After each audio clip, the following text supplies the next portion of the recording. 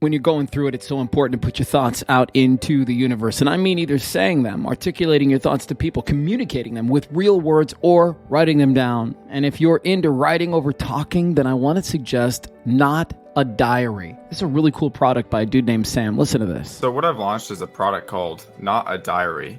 And what it is it's an SMS-based journaling software that sends you a journal entry in the form of a text message straight to your phone every single day. Plans start at just a couple of bucks a month, and you'll be surprised at how good you feel by just getting it out. I think Not a Diary helps the most because kids don't want to carry around another journal. They don't want to download another app where there's 100 different action items inside that app that they have to navigate through. They want it to be super simple. Get connected and find out more. We've got a special link in our show description for Not a Diary.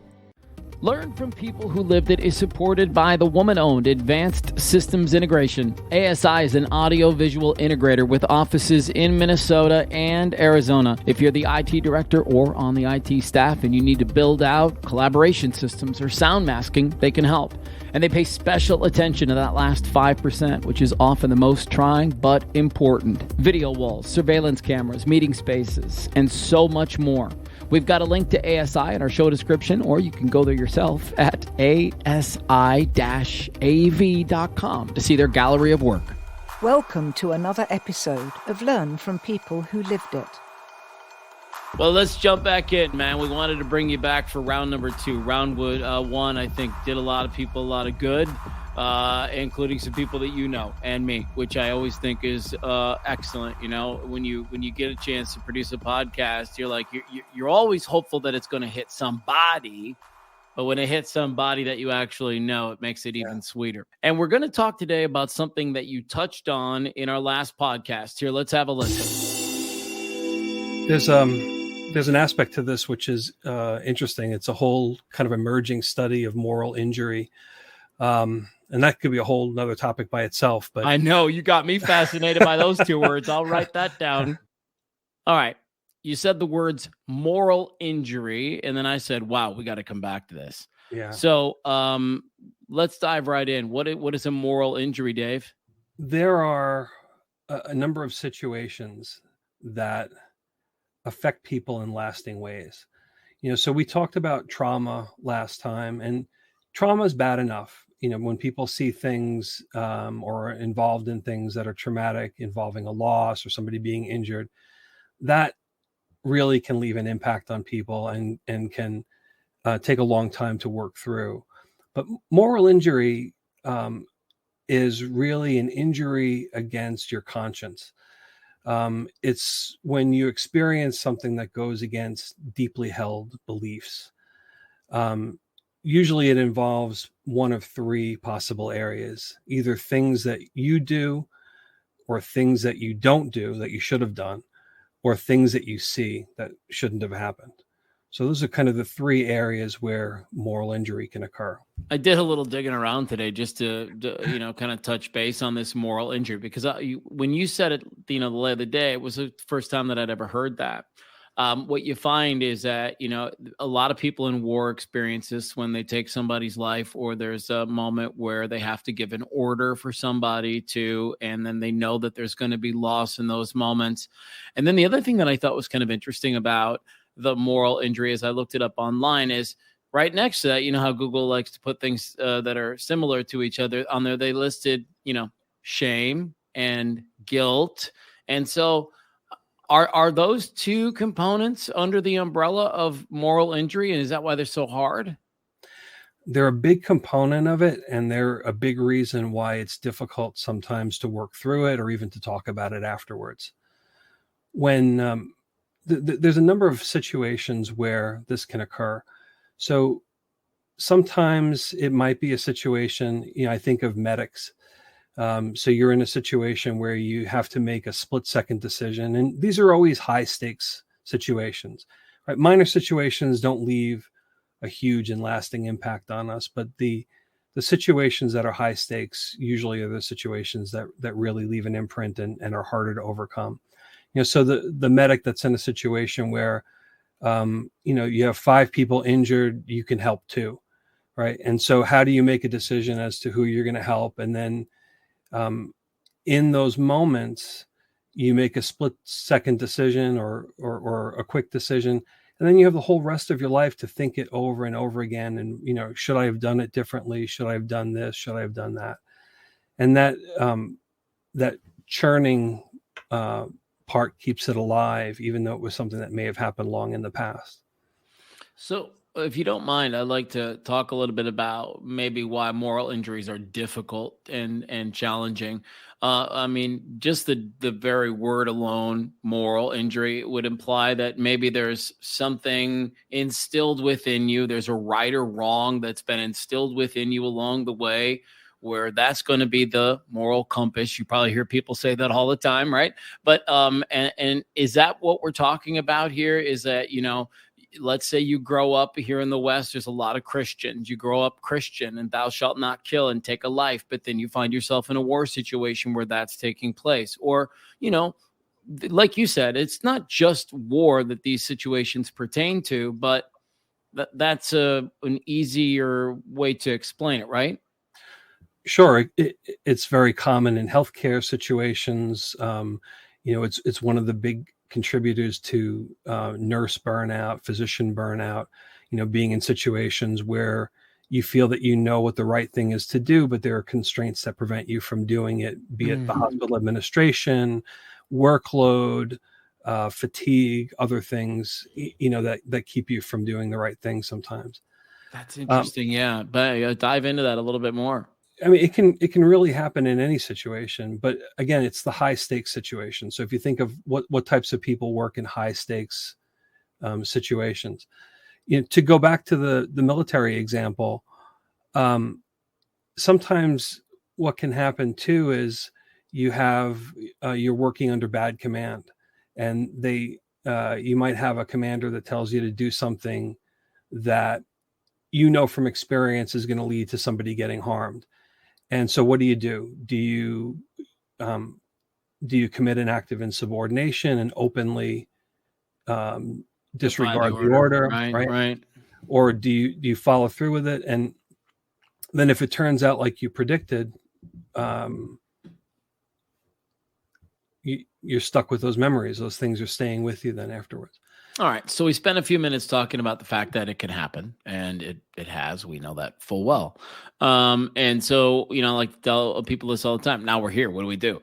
So now we're here, and we're in a space where we really need to start shifting through that moral injury. You know me, my favorite thing to talk about in the whole world is the story that kind of owns you, and then how you have to start owning that story so you can lean in and to kind of shifting through the whole thing. So first and foremost, you probably have to discover that you have something like a moral injury, right? That would be the first step here.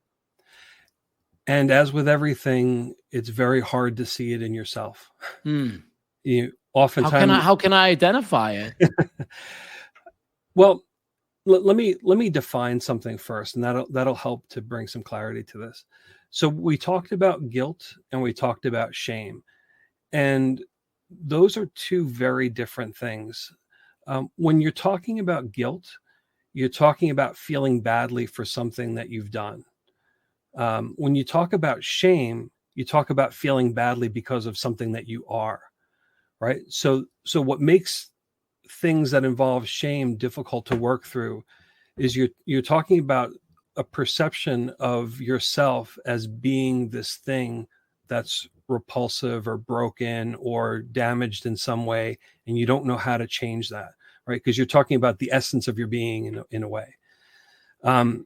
So that makes it very difficult to, number one, identify, and number two, to readily talk about.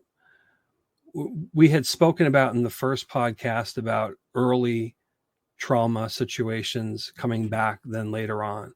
And this is one of those places where it really holds true. If you grew up in a shamed environment where you weren't allowed to talk about your feelings, you weren't allowed to talk about, the situations and felt that you were given a voice to be able to speak up about things. When you experience a moral injury later on, those old patterns come back and will suppress your ability to speak out on it. Can I ask you a question? Does this apply to something as simple as maybe you grow up again? I'm going to go back to it because a lot of people are, but you go back to somebody who's a Christian, grows up in a pretty religious house, and then finds themselves in a relationship where they need to get a divorce. Is it that simple? Is that an example of somebody who could then sustain sort of this moral injury and start to feel a lot of that shame that you're just talking about? It sure can. Especially in the sense of interfering with your ability to move forward and develop another relationship afterwards.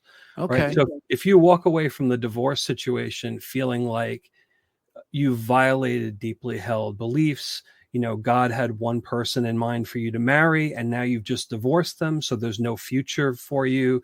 You're never allowed to be in another relationship, or at least be happy in another relationship. So those are all situations that can kind of put a straitjacket around you, tie you up, and make it hard to move forward. Yeah. So, I mean, everybody wants the $1 million question answered. I mean, how do you move forward, right? Okay. So first up, in my eyes, you've discovered there's a problem now. How do you own this thing? How do you own the moral injury to a point where you can set it down?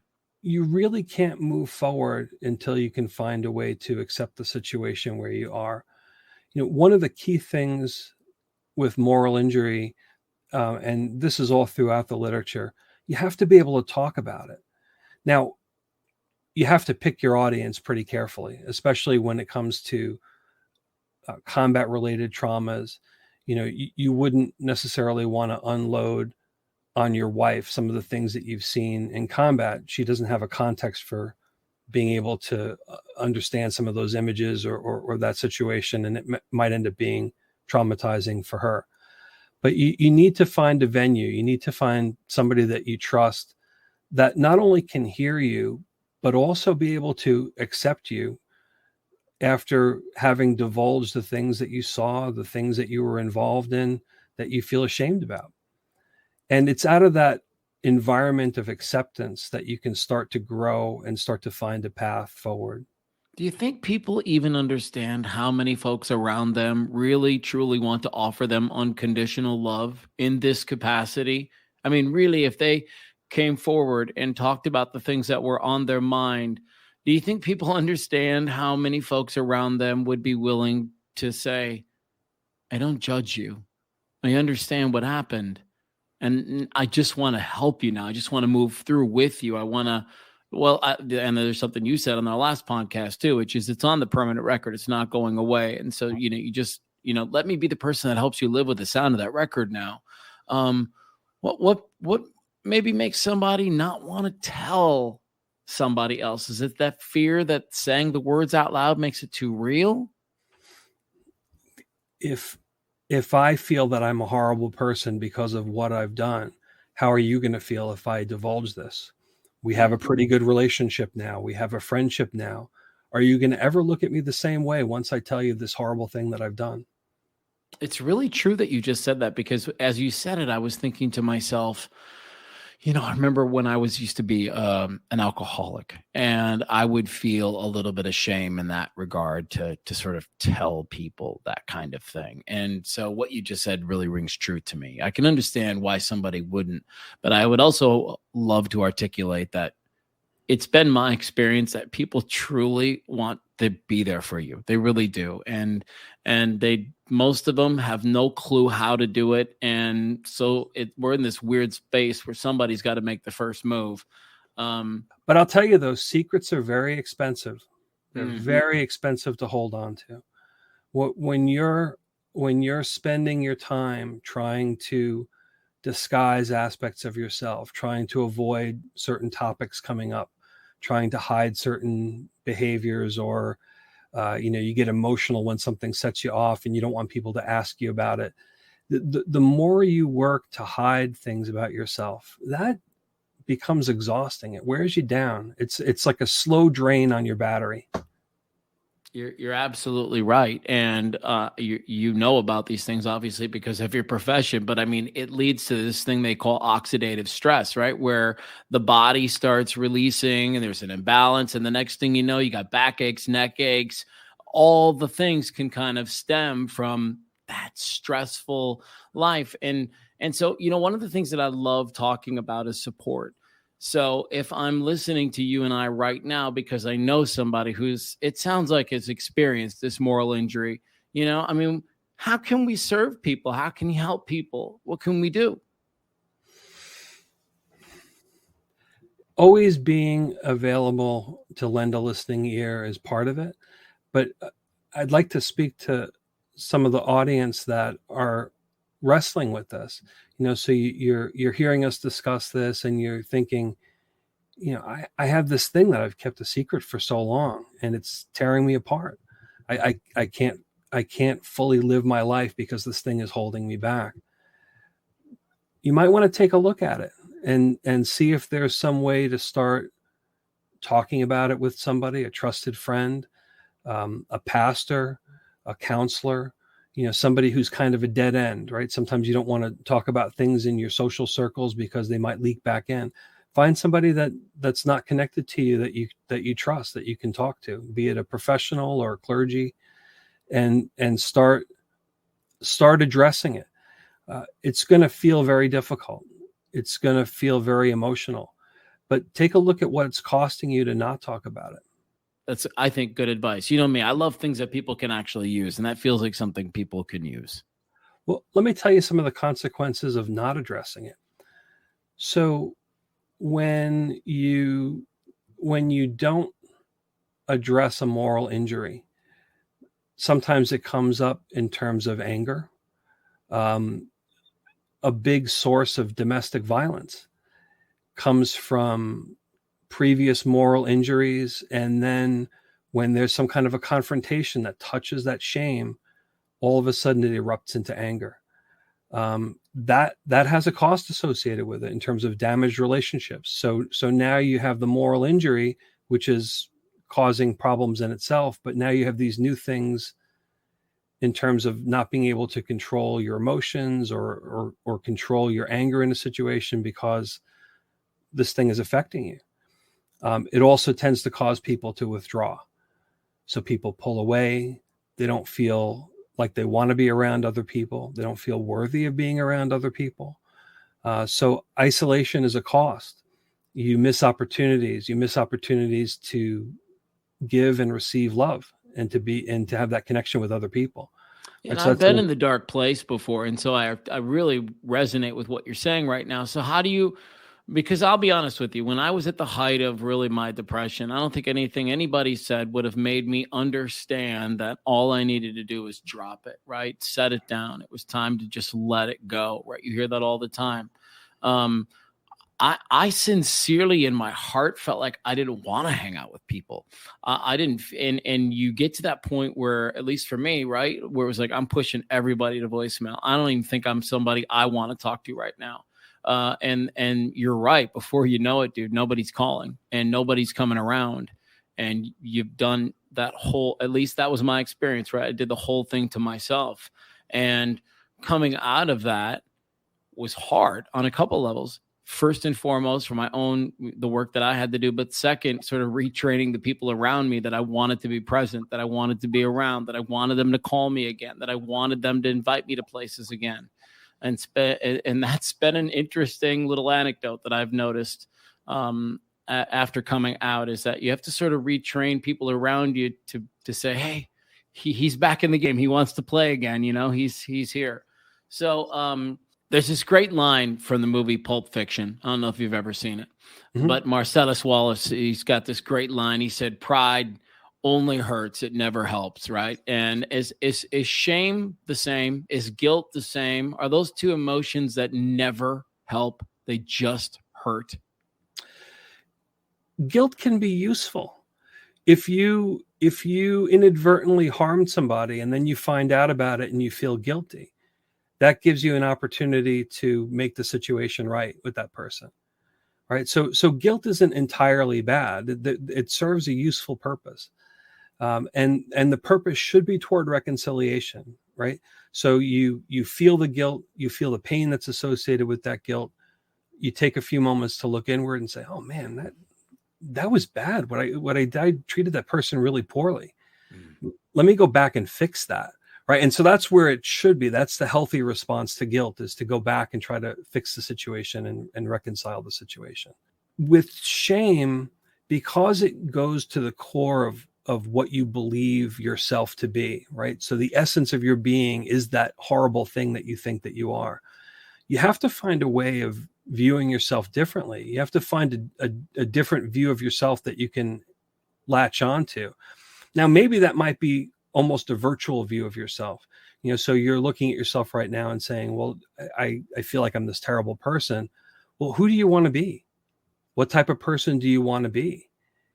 And even if you can't figure out exactly how to get there now, you can start to begin to plot a path to get there. And I think that's one of the ways to move forward. You can't undo things that have happened already, right? So a situation happens, you made a mistake, you made a bad decision, and there's nothing you can do to reverse time and go back and undo that situation. And that's something that people oftentimes obsess about. And why did I do that? I should have done this. I should have done that. Life is a one way. It only goes in one direction, forward. Sure. There's no back. Right. So you have to, it comes back to what we were talking about before about acceptance, accepting that I did this thing. I failed to act. I should have done this thing and I didn't. Now move forward from here. You talk about shame being like how I feel, the whole thing. Has anybody ever been right? Meaning, has anybody ever been right about as awful as they feel? Right. So the irony of the situation is the people that are truly horrible, I mean, the real sociopaths, the serial killers, they sleep well at night. They don't worry about who they are because the horrible things that they do are integrated into their personality, and that's who they are, and they feel at peace with that. The people that experience moral injury because they had a conscience. They had a standard inside of themselves that they were aspiring to, and they fell short. So many times what ends up holding people back is their own fear of how they're going to be perceived by other people, or that negative image that they have of themselves, feeling that they're less valuable. But other people are not going to see them the same way. Other people probably find them loved and cherished in their lives. They're holding themselves back. When it comes to this moral injury, you talk about reconciliation and guilt being, the thing that pops up so we can say, I'm sorry, and make things right. How do you make amends for a moral injury if you truly are feeling bad about it? Like you said, there's some people that are wired for a different sound. But if I'm sitting there and I'm feeling bad about it, how do you make amends for a moral injury? Well, there's different ways to do that, and there's no one way to do it. Everybody has to figure out for themselves what makes sense with that. So there are some things that can't be undone, right? But you can choose to live as a different person. You can try to be kinder to people. You can try to be more giving to other people. Some of the traits that researchers have looked at that are protective against moral injury or that help people out of moral injury are humility, gratitude, respect, compassion, right? So if you have those things going in, you're more likely to extend some of that toward yourself, be compassionate toward yourself. But you're also more likely to incorporate that in terms of how you're treating other people. Humility, I think, is an important piece because everybody makes mistakes. Right. Now, fortunately, most of our mistakes are recoverable. You can fix them and get out of them. Some of them are permanent. Some of them leave lasting damage and regret. And approaching the situation with humility and realizing, if you had a situation where you made a small mistake, but for the grace of God, it could have been a whole lot worse. Right. And so that works both ways. So on the receiving end, if you're the friend who is trying to help somebody who's struggling, extending humility toward them and giving them the space to be able to talk and listen without judgment. But if you're the person who's struggling with the moral injury, try to find some humility and some compassion for yourself so that you can be able to move forward. You can be a giving person. You can be a more generous person. And that life of isolation and withdrawal not only hurts you, but it deprives other people around you of the benefit of knowing you and of being on the receiving end of what you have to give. And wouldn't you also argue that it's not going to happen overnight? I mean, these shifts, they take time, and shifting out of a sequence of thoughts and beliefs about who you are and what you've been about is not something that's going to happen over. And then the real truth of the matter is to go back to, again, to the thing you said that I love so much is it's on your permanent record. So it's never, ever going to go away. You're going to have that thought again. It's going to come back. Now it is just about figuring out what you're going to do when it gets there. And then, as you alluded to in our last podcast, which I hope people listen to, the more you can do that, the easier it becomes, right? To me, that's the benefit of therapy. That's what it does. It helps you live with the sound of your record. Give me ways where I could practice humility. Give me ways where I could practice compassion. Give me ways where I could do some of those things that you said are going to get me out of this space. I like the Benjamin Franklin approach. Okay. So Benjamin Franklin decided that he was going to improve his moral character. And the way he went about doing that is by picking a virtue for the week and putting it on his mirror. And in the morning, as he was getting ready to start his day, he would look at that and say, okay, I'm going to be more generous today. And he would go through the day and try to be mindful of being more generous. And at the end of the day, when he was finishing up for the day, he would see that on the mirror and he'd stop and question himself and say, was I more generous today? Could I have been more generous? And then he would rotate them through and have a different virtue each week that he would practice. I like that. As they say in business, you get what you measure, right? So if you want to improve sales, you start measuring sales. And if you want to improve customer service, you start measuring customer service. If you want to apply that principle roughly to your life, if you want to be a more generous person, start evaluating how generous you are, whatever that means to you. If you want to be a kinder person, stop at the end of the day and ask yourself, was I kind today? In that situation where I got snippy with the store clerk, was that kind? Probably could have done better. Yeah, I want to ask about something really quick, and then we can get close to wrapping up. But you mentioned this in our last cast too about compounding fractures, right? And so my feeling is perhaps I've sustained this moral injury. This thing has happened, but now, again, to go back to stuff I love to talk about now, because of the way that you're wired, because of your story, everybody's getting this whacked out version of you, and you keep doing these things that, to me, just sort of add fuel to the fire, right? It's like you get home and now you feel crappy for your moral injury, and you feel crappy because you blew up somebody at the gas station who didn't deserve it. And, or a teacher or your own son or daughter or your wife or something like, right? And that just makes it worse. And what people you would make $1 trillion if there was a pill to get off that hamster wheel, right? So, right? How can you get off that hamster wheel? Because I have been on that wheel before. It's very challenging to jump off. Mm-hmm. So I think the strategy is pretty much the same with any type of change. You have to first be able to recognize that there's a problem and be willing to accept that there's a problem there. The next is you have to take a look at what the patterns are and try to understand, where does this happen? What situations set me off? What situations does this occur in? And only after you see the pattern do you have any chance of trying to get ahead of it and trying to change it. Last question I have for you. Real practical, tangible next steps. I'm listening to us. There's some stuff that's connected. Now, I really just don't know who I should call next, where I should go next. Should I tell my spouse? Should I call a psychiatrist, a psychologist, a church, a coach, a life coach, right? Like, there's a ton of stuff out there for people, which is great, but it can feel a little overwhelming on where to start. So give me a couple of your best practices on those first couple of steps. So if something that we talked about today is resonating with you and causing you to reflect, I think the first place to look for help is what's right around you. Is there somebody that you trust? Do you have a friend that you trust? Are you connected with a church? Do you have a pastor that you trust? So those are the things that might be the closest. Getting in with a therapist is always an option, but that can be a daunting one if you don't have somebody in mind, or if you don't already have a connection with somebody. How do you begin to pick up the phone, and who do you call, and who do you ask for?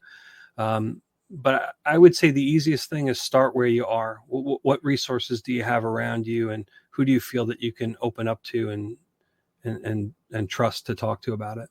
Yeah, and a lot of companies now are really getting wind of this, right? And there's not a company that I know of now that doesn't offer at least 6 mental health visits as a part of their package right now. And so I know we're making some progress. It's just like everything, it seems slow sometimes, right?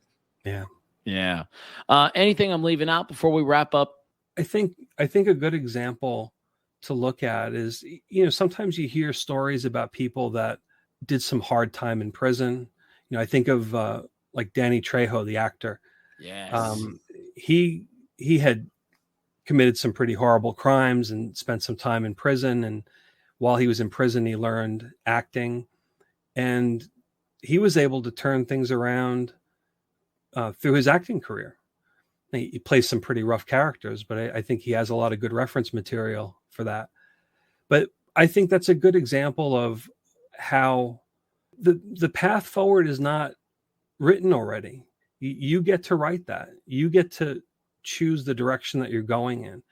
And no matter how bad the situation is, there can be a way forward if you're looking for it, if you're committed to working on it. And maybe it might be taking some acting classes. And my understanding of him too is he's Danny Trejo is a very generous person now, and very approachable. But it's one of those things where I'm sure he has worked on that. Oh yeah. He didn't get there automatically. It wasn't something that he just fell into. I'm sure it was something that he worked to get to. If I could leave one parting comment, and we had mentioned this earlier, who do you want to be? What type of person do you want to be? Don't worry about where you are right now. What do you want to be? Who do you want to be? How do you want people to remember you? Start to get a model in your mind, or an example in your mind of what you want to become. And once you have that image in your mind, now you have something to work toward. You may not know exactly how to get there. You may not know what the path is to get there. But if you have that image in mind, now you have a direction. And if you get blown off course, you have something that you can go back to again. Dave, thank you so much for coming on again. I really appreciate your insights. I feel like the people that are in front of Dave in his daily life are so lucky to have him. So let's talk again about that roadmap to healing a moral injury. Dave suggested humility, gratitude, respect, compassion. And all I'm going to do is ask you to give those 4 things to yourself first, and then let that spill over into every area of your life. I wish you nothing but peace and love on your road to healing. I know how hard that road can be. Do I know? We have 3 goals with Learn from People Who Lived It. 1, to help you feel less alone. 2, encourage you to seek out a coach, a therapist, a church, anyone who can help you get through your journey and find some healing. 3, when you're ready, share your story with us. Thank you for listening to Learn from People Who Lived It. A reminder again that ASI, or Advanced Systems Integration, designs and installs cutting-edge audio and visual equipment. This woman-owned small business is big enough to find an AV solution for your next boardroom, classroom, council chambers, or courtroom. Bring in ASI and 2 decades of AV experience. Visit ASI-AV.com to see their gallery of work. When you're going through it, it's so important to put your thoughts out into the universe. And I mean either saying them, articulating your thoughts to people, communicating them with real words, or writing them down. And if you're into writing over talking, then I want to suggest Not a Diary. This is a really cool product by a dude named Sam. Listen to this. So what I've launched is a product called Not a Diary. And what it is it's an SMS-based journaling software that sends you a journal entry in the form of a text message straight to your phone every single day. Plans start at just a couple of bucks a month, and you'll be surprised at how good you feel by just getting it out. I think Not a Diary helps the most because kids don't want to carry around another journal. They don't want to download another app where there's 100 different action items inside that app that they have to navigate through. They want it to be super simple. Get connected and find out more. We've got a special link in our show description for Not a Diary.